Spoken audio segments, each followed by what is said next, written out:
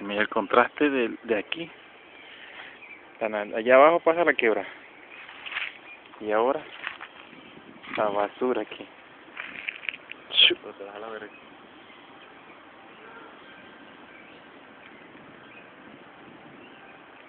Eso está triste. Sí, está pretty, pero lo van a... esa basura, el plástico demora 500 años en destruirse. Y el agua viene y cae aquí, y allá pasa la quebrada y va al río.